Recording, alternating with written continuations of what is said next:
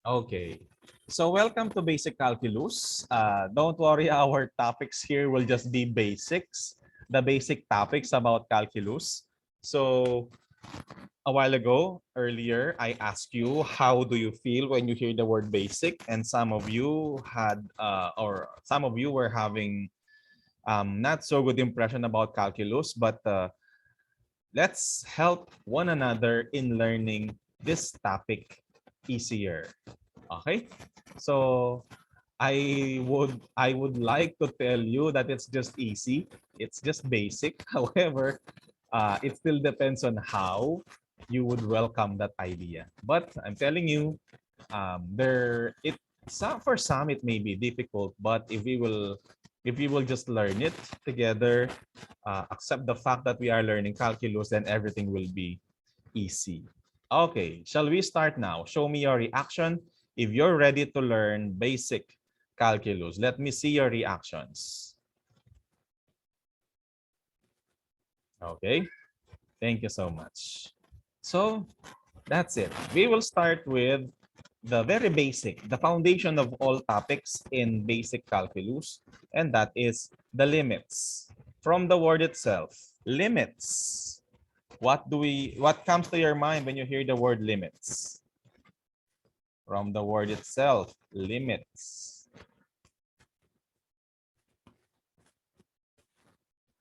Okay, when we say limits, it refers to the intended value as x approaches a specific value. Um, if you just watched the video earlier, there will come a point or there will come a time wherein, ay wait, iba pala yung naka-screen, sorry. Here. So, when we say limits, this has something to do with a specific value wherein the function will not be true for that specific value. Just like going back to this graph or going back to this example. Here. In this example, this was played earlier. In this example, this function f of x is equal to x minus 1 over x minus 1 will be undefined at a certain value. And that is when it reaches the value for 1 or the value 1 in x, it will become undefined, which simply means that this function will not be a real function or will not be true for all the values of x.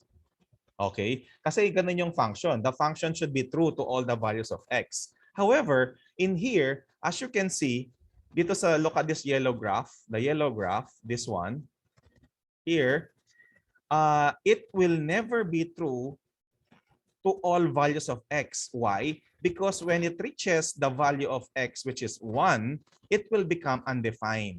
So in short, from that idea, it's not, that function will not be defined. This function will not be true kasi hindi siya wala siyang value or undefined yung function na yon doon sa specific value ng x na yon. So from there, the concept of limits comes in. Why?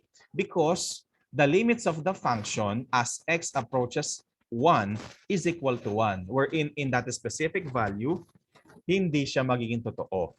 Can you follow? However, as the function goes near, or as the value of x goes near to that limit, palapit ng palapit yung value doon sa limit na yon, which is 1. Pero pagdating mo doon, bigla siyang mawawalan ng value kasi hindi siya para doon. Can you follow? That's what we mean when we say limits. Okay? From the word itself, trying to understand it, limits, ibig sabihin may limitasyon, hindi siya pwede doon. Just imagine, we made use of this example, love life. Ayan. Usapang love life, pinagtagpo pero di tinadhana. That's a song. Yes, you may meet different people. Papalapit ng papalapit yung nararamdaman nyo sa bawat isa. Pero kung hindi kayo nakatadhana, you will never end up together. Outs. That's limits. Hanggang doon lang talaga at hindi pagpapalit po, tapos i-ghost ka bigla. Yun. So that's it. Hanggang pasensya na, pero hanggang gano'n lang talaga. Kung di kayo tinadhana, you will never be together. Promise. Yun yung konsepto ng limits. Now, syempre hindi naman lahat nakaka-relate doon. Some of us may relate it in basketball. Ayan, many of us are fans of basketball, would love to watch basketball games. Halimbawa, kahit na basketball sa barangay lang yan, while the game is going on, while the basketball game is going on, you as the fan, as the watcher, as the viewer, can never enter the basketball field. Bawal. Kasi yun yung limits mo noon. You can stay as close as the perimeter fence of that rectangular basketball field, pero you can never go inside kasi that's your limit. Bawal doon. Hindi ka para doon, kumbaga. Got it? Your function as a viewer will just stay as a viewer along the place where you can stay as a viewer. Can you follow? So that's what we mean when we say limits. For example na lang, sa mga eroplano, no matter how good your engine is, you can never go straight up to the space kasi there will always be a limit. Hindi ka makakalampas doon sa limit na yon. You may approach that specific value for your limit, however, you will never touch it. That's the concept of limits. Okay? Show me a reaction if the concept of limit is clear to you now based on those real life examples. Let me see. Yan, good. So now, what we will be learning here, that is in specific real life examples. But now in calculus, we will be dealing with equations, which will be of great use when you pursue your engineering courses kapag nag-college na kayo. Ito, magagamit nyo mismo doon. Kasi when you do constructions, when you do your plans, surely there will be limits for your certain plans. Merong limits. Halimbawa na lang, kahit na yung Burj Khalifa, kahit gaano pa kataas yun, may limit yun na hindi na kayang pataasin pa doon. Okay? Because it all depends on the foundations made while doing your plan and during the construction. Okay? So this is where limits come in. Okay? Now, let's move on with this. Actually, limits is very simple. It's just easy. Looking at this, limits actually, based on what was viewed a while ago in the video, the symbol of limits is LIM. LIM. That's the limits. So for example, if we have limits of the function 3x plus 4 as x approaches 5, that's how we read these limits. Okay? This is how we read it. Again, the limit of the function 3x plus 4 as x approaches 5. Can you follow? So, meron siyang way of pababasa. Okay. Now, actually, this is just very simple. Do you know substitution? Do you know how to substitute? Show me a reaction if you know how to substitute. Very good. Okay, so when we say limits, all we have to do is to directly substitute the value of x as it approaches x, that specific value, and then from there, you will identify the value of the limit. Okay, let's have this as an example. So this will become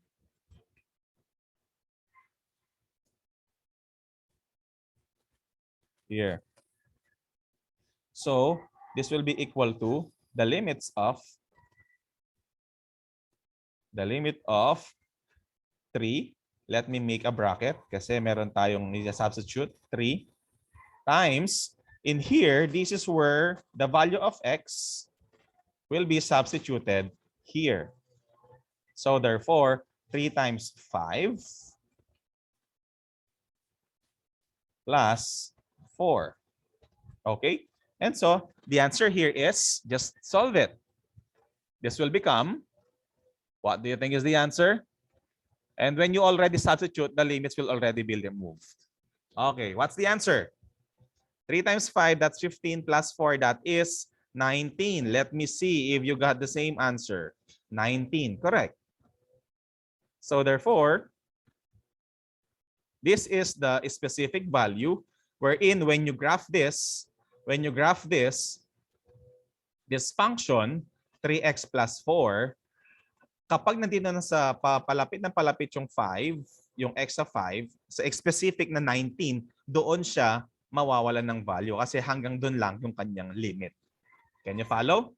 Show me reaction if that's clear to you. That's very easy. Let me see. Thank you. Okay, good. One more example. Ready? This time, I want you to try it. The limit of, let's use a different equation.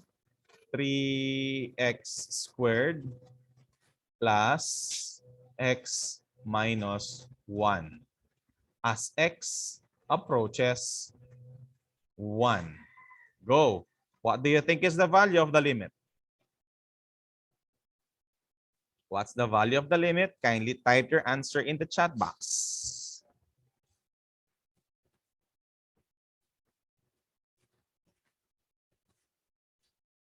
Okay, correct. So by simply substituting the value of x, which is 1, so we will have here 3 times 1 squared plus 1 minus 1. So this will become 1 squared is 1 times 3, 3, 1 minus 1, that's 0. So that is 3. Can you follow? That's it, and you're done. That's the value of the limit. Any reaction? Show me a reaction, please. Based on how you understood limits. Ganun lang yun. Magsasubstitute ka lang. So see, I told you, it's just basic. Very good. Let's continue.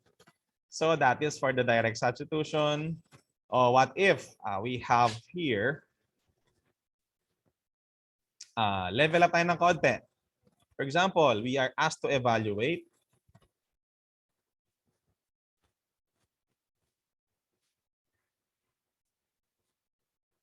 the limit of, magka-fraction tayo ng konti. We have x squared plus 4x plus 4 over x plus 2 as x approaches negative 2. Ay, no. Negative 1 muna. Negative 1. Go. What's the value of the limit? What's the value of the limit?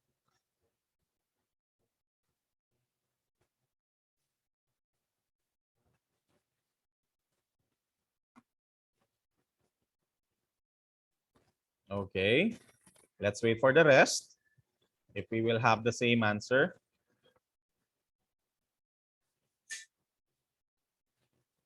Okay. What about the rest? Kindly try to solve on your own. Okay. So therefore, so far there are 2 answers that are sent by your classmates, 1 and 9. Which of the 2 provided answers is correct? Now let's do this. Let's evaluate these limits. So is equal to, substitute the value of x, which is negative 1. This becomes negative 1 squared plus 4 times negative 1 plus 4 over negative 1 plus 2. So this will become 1. This will become minus 4 plus 4 over 1. Negative 4 plus 4 is, of course, 1. So therefore, 0, I mean. So we have 1 divided by 1, which is equal to 1. So 1 is the correct answer. Got it? And so, when we graph this, ano kasi yun? Online graphing. Let's just graph this. Okay, here. When we graph this, we have x squared plus 4x plus 4 and then x plus 2. Okay. So in here, if we will have, here's the graph. So kung titingnan natin to, let's make it bigger. There you go. Yan. Let me take a screenshot of this. Because I just would like to explain to you how the limits work with the graph of this given. Okay. So having this, here's the graph of this limit. Ayan. So from here, it says that as x approaches -1, this is actually the x and the y. As x approaches -1, ito yon, that is our that is our symbol, our signal, or our what do you call that? The value in x wherein we have to look at the values for y goes closer and closer to this value. Kasi kapag nag-1 siya, the value for y, ang limit niya is at 1. At 1 dito. This is y. Because this is just the same as y is equal to 1. So the value is here. So dito sa y is equal to 1 na to, dito siya maglilimit. So ibig sabihin, which simply means that as the value of x approaches -1, in either ways, papalapit ng papalapit yung value ng y ng limit natin doon sa specific value na 1. And when we reach into that point, that is where the limit happens. Hindi siya pwede doon sa value na yon. Can you follow? That's the concept of limits. Okay. Any question? Show me a reaction so far based on how you understood our lesson. Let me see your reaction, please. Very good. Okay, good. Next. Kaya pa yan. Madali lang yan. Okay, so what if naman there is a little controversial thing here wherein there will be an undefined value? Kasi a while ago, our examples were not undefined. What if we have undefined? For example, is this one a limit? The limit of isip tayo ng value x squared minus 9 over x plus 3 as x approaches -3. Okay. So this one, if we try to solve this, when we try to solve this, look at the denominator. Look at your denominator, it's x plus 3. Now, when you substitute the value of x which is -3, what do you think will be the answer?